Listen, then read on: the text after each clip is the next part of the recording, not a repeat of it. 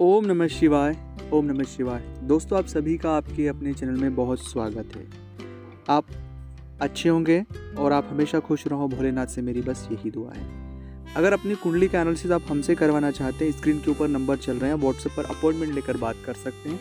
उसका फीस लागू है। दोस्तों, रावण ने कुछ रहस्य बताए हैं, इन रहस्यों को आपको समझना चाहिए, क्योंकि ये रहस्य आपके जीवन में आपको बहुत हद तक फ़ायदा पहुंचा सकते हैं।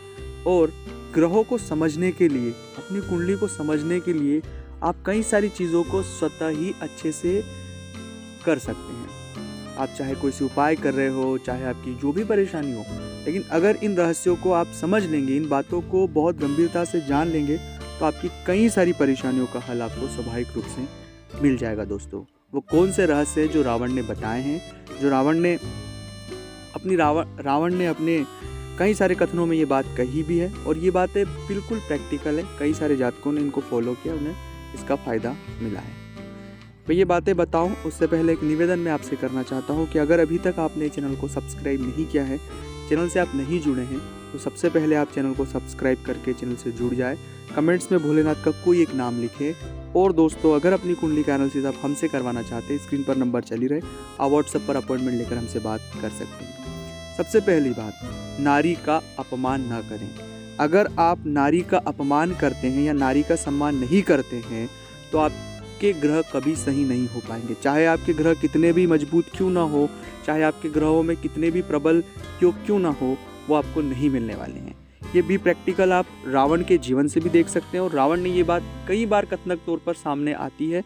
इसलिए कभी भी जाने अनजाने में, चाहे आप महिला क्यों ना हो, नारी का अपमान ना करें, उनका सम्मान करें, उनकी बातों को समझे और फिर आगे बढ़े। दूसरी बात है जो रावण ने इस विषय को लेकर कही है कि अपने गुप्त रहस्य, अपनी गुप्त बात, चाहे हम खुश हों, चाहे हम कितने भी अच्छे माहौल में हो, गुप्त रहस्य कभी किसी के साथ शेयर नहीं करना चाहिए। अगर वो गुप्त बातें हम किसी के साथ शेयर करते हैं, तो भविष्य में वही चीज़ें हमारे लिए तकलीफ दे विषय हो जाती है, क्योंकि हमारी गुप्त बातें वो हमारे लिए कुछ अलग व्यू होता है और सामने वाले के लिए कुछ अलग होता है। इसलिए कभी भी जो भी गोपनीय बातें हैं, उन्हें अपने तक ही सीमित रहने दें, बाहर आने न दें, आप चाहे कितने भी खुश क्यों ना हो।